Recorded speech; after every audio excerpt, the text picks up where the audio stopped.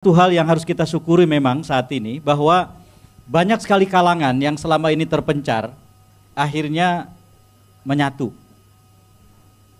Ruang ini menurut saya diisi oleh orang-orang yang semestinya atau sepertinya itu dulu barangkali berpencar-pencar. Dan kita bersatu. Ini hikmah yang menurut saya harus kita manfaatkan. Nah, supaya kita fokus, saya langsung saja ke pokok soal sambil menunggu Profesor Ikrar ya.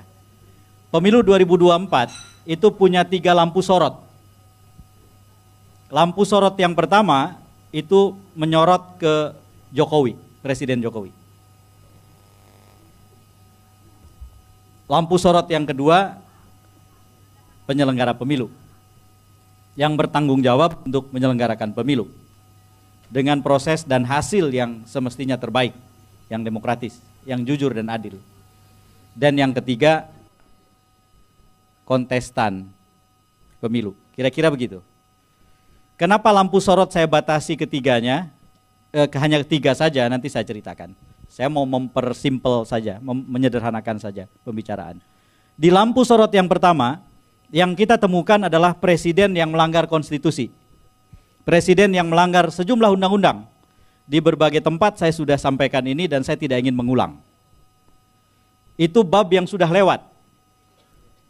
Semakin lama saya mengakses informasi, lewat YouTube terutama, semakin banyak orang yang berkeahlian menggambarkan dari perspektif mereka apa yang disebut sebagai pelanggaran konstitusi oleh Presiden Jokowi, pelanggaran sejumlah undang-undang oleh Presiden Jokowi. Sebagai warga negara, saya beranggapan sama dengan mereka itu. Menurut saya, salah satu bagian yang sangat penting dari pemilu 2024 adalah Presiden telah melakukan pelanggaran konstitusi, Presiden telah melakukan pelanggaran sejumlah undang-undang. Dan tidak boleh dibiarkan. Inilah lampu sorot yang pertama. Pembiaran terhadap itu adalah dosa sejarah setiap orang di Indonesia. Pembiaran pelanggaran konstitusi dan undang-undang oleh Presiden tidak boleh dilakukan. Apapun hasilnya. Bahwa perjuangan untuk menuntut agar ini diadili, ini diperkarakan sampai tuntas, kemudian ujungnya bisa ada pihak yang kalah dan menang secara politik, itu urusan yang lain. Dan perjuangan kita belum sama sekali selesai. Jadi menurut hemat saya, lampu sorot yang pertama ini tetap menyala terang. Presiden yang dalam istilah sehari-hari melakukan cawe-cawe yang bablas, sebetulnya sumbernya adalah pelanggaran terhadap konstitusi dan sejumlah undang-undang. Menurut saya ini tidak boleh dibiarkan. Sebagai warga negara, posisi saya tidak berubah dari semenjak akhir tahun lalu. Menurut saya, Presiden Jokowi harus dimakzulkan. Ini kesimpulan pertama yang menurut saya penting sebagai bagian dari pemilu 2024. Jika tidak, Bapak Ibu dan teman-teman, maka semua presiden yang lain dengan sangat mudah mencontoh ini sebagai template. Ternyata jadi presiden di Indonesia itu enak. Konstitusi sudah menjamin kekuasaan yang sangat besar.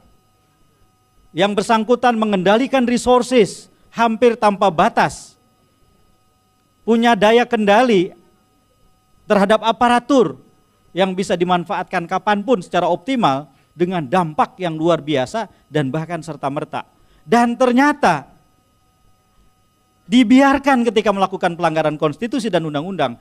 Maka yang saya bilang tadi, semua presiden akan mencontoh ini sebagai template. Maka menurut saya, bukan saja kita akan kembali ke sebelum reformasi 98, bahkan dalam beberapa hal jauh lebih mundur dibandingkan dengan capaian kediktatoran zaman Pak Harto dalam beberapa hal. Termasuk misalnya dalam pengumpulan resources, kenikmatan, keuntungan kepada satu keluarga yang di backup oleh berbagai instrumen yang amat dahsyat. Mulai dari putusan MK nomor 90 tahun 2023 dan kelak kalau tidak dilawan sampai ke Undang-Undang Daerah Khusus Jakarta Yang suatu ketika kalau ini tidak dilawan, mungkin gubernur Jakarta yang dipilih presiden adalah keluarga itu juga. Dan aglomerasi, yaitu kawasan ekonomi, bisnis, dan industri yang menyatukan Jabodetabek, dipimpin oleh Dewan Pengelola Aglomerasi, yang ketuanya ex officio adalah wakil presiden, yang kalau ini tidak dilawan, keluarga itu juga. Maka menurut saya ini tidak boleh dibiarkan. Dengan segala resikonya sebagai warga negara, kita harus bersikap. Dan sebagai warga negara, sikap saya sekali lagi tidak berubah. Saya bergeming. Ini istilah yang sering salah dipakai ya. Bergeming itu tidak bergerak. Tidak bergeming itu bergerak.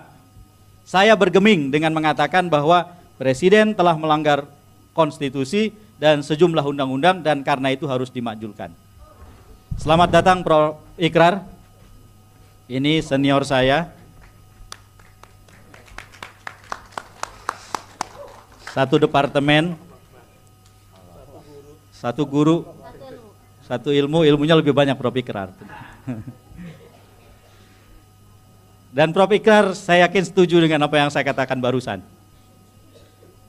Bahwa Presiden yang melanggar konstitusi dan sejumlah undang-undang harus dihentikan. Itu lampu sorot pertama.